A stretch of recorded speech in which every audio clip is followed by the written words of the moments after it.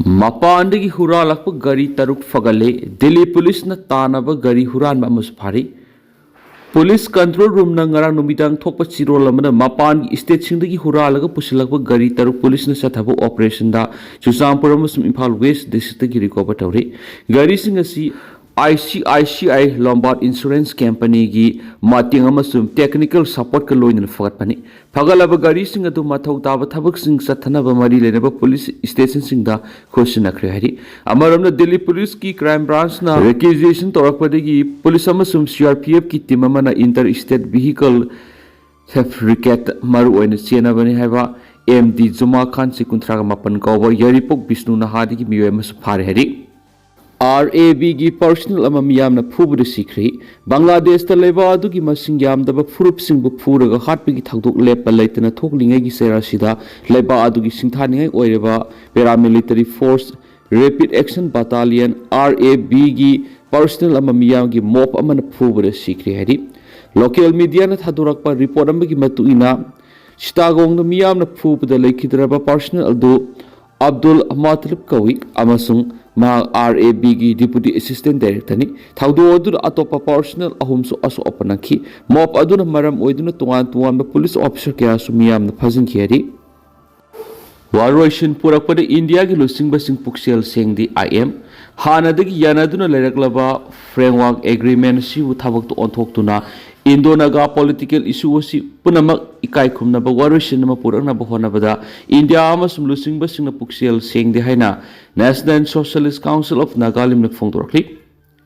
हाउखिबा decade अहुम लोमबसिदा India अमसुम नागा लुसिंग पॉलिटिकल डायलॉग चथदुना लाकली हैबदा हैमम थोक्लै मसिगी हिरम मसिगी मयोक्ता इंसर्जेंट सिंग रेबेल सिंग टेररिस्ट सिंग अमसुम तोखाई तनिंगबु ओइन उहलगा कोर इशू दु पुसलक्तन लगी मसिमक इंडिया की लुसिंग वखल मपुंग फादबा अमसुम मारे अनि लोंगना थाबक तौबदु उत्पने हाउजि इंडिया ना नागा सिंग द सथब लान सिंग मै उनरी नागालैंड मसि इंडिया ना सही डिकेट क्यादगी मिहार पुंग ओंथोलगा लेरखली नागा मियाम लमदम तुंग कोइन संति पुरकनबा मियेंग थमलगा लाकली हैबा खंगबु सुंगनी नागा सिंग असि थमोय सेंगबा असुंबा सतपा अमसुम हैदोखिबा वा ngaंगबा खंगलुनी अदुमैनम मखोयद हौरकलबा इकायबा पीरबा अमसुम लांदारकलबदी नोंगसागुमना थौना फबा खंगलुनी हैबा कावबु सुमलोय सही क्या लिसांगसिना खुलाइगी मुक्नबा थौंग चथदुना लागलबा मतुंगदा इंडिया गवर्नमेंट अमसुम National Socialist Council of Nagaland कुमजा इंग्लिशिंग निगा तरागा मंगागी अगस्त अहुमदा फ्रेमवर्क एग्रीमेंट खुयक पिनखिबने फ्रेमवर्क अदुदा नागासिंग निंगतंबगी टॉप पुवारी बुसखंगबा नागासिंग निंगतंबा सि नागा मियाम गु लोइनदुना लैदि अमसु इंडिया गवर्नमेंट अदुबु सखंगी हैना फोंगतोखिबने मसिदा करिगुम येनिंगाय अमत लैथि अदुमैनमक नकलनि मंगना सॉवरेन पावर येनबदि यानखि नागासिंग लमसि नागासिंगना मापु ओइगदबने हाइबो वाफम याना सिरोल अदु यावरिबनि लोइनना नागा ताप मफमसिंग लोइना पुनसिनबा सि नागासिंगी राइटनि हाइबसि इंडिया गवर्नमेंट सु याराबनि हाइरि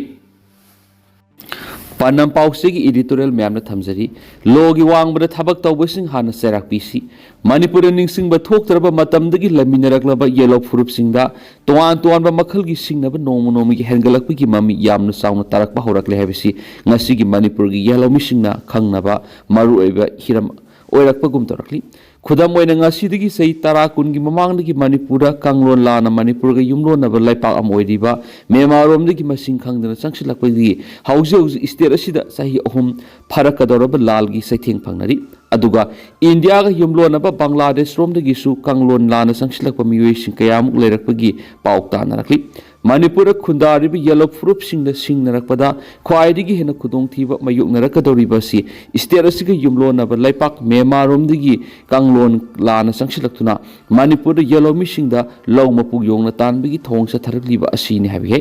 नकल अमरोमदा इंडिया की ओइना इंग्लिश सिंगनिगा कुनगा तरेतगी मिकोक मसिंग थीबा हौगदोरिबासिदा मणिपुर की ओइनादि कांगलोन लाना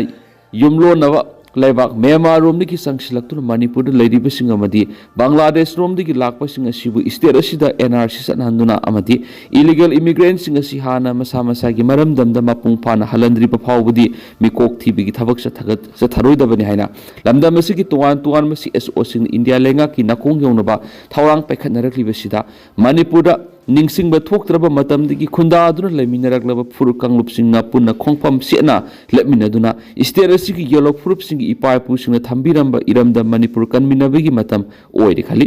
nakala maromdana state asigi tungan yellow misingi CSO singna lamdam asida kanglon lana sangsilakpa illegal immigrants sing maramdamda halankinaba ngasigi manipur lenga amadi india lenga takana honari gi serasida manipur koki jo furuk habidi koki narcotics sing state asigi yellow furuk oiribisingi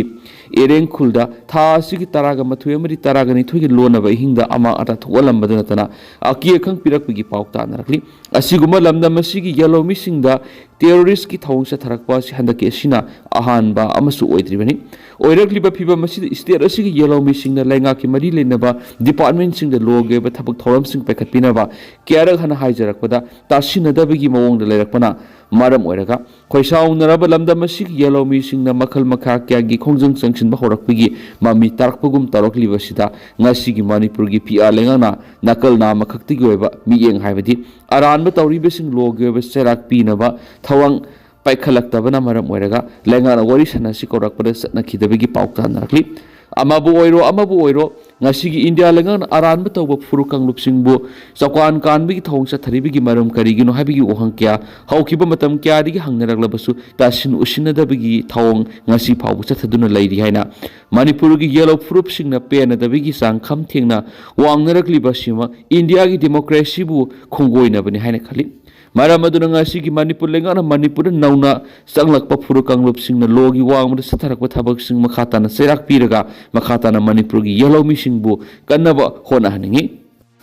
Chinese ki restaurant amada bomb pokhaibada miyoi tare sikre angang masa yauna miyoi kya aso apanangkhri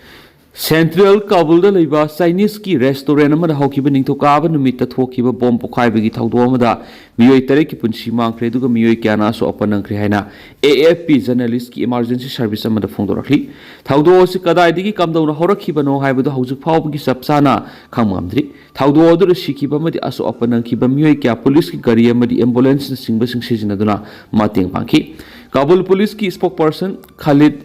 Zadran haikibada Chinese ki weba noodle restaurant amada thokiba bomb pokhaibagi thawdo duda ayambana muslim singna thabak tawribani Chinese muslim ayub amadi afghan gi miyoi taruk mafam adumaktara leikhidabaga loinana miyoi kya aso apanangkhibani bomb pokhaibagi thawdo du sakhumdigi hawraklamba oibi yai hainasu Zadran gi statement sina makha tari hen pawsna pali Police ki spokesperson asina Mataukram hotel asida thawdo asi Mataukram hotel asida thawdo asi tholakhibano habigi matangda hauji investigation sa thabawri Italia gi NGO emergency amana haikibada thawdo asida miyoi tare ki punsi pikhamna khiba amadi miyoi taraga homdoine surgical department de admit toki atugi manungda nupi mari amadi angang amasu yauri hari Layon bigi miwe amana phongdo khibra thawdo si karama matamda thoki haibadu saurana nungthil pung hom makhai taba matamda thokibani masigi matung tarakpada business toriba lambi gi mataida pot joliba singadu akaiba kaya pikhi asigumlaba sathiraba thawdo osna miwe bigi punchida aki khang pi rehnisu mangna makha takhi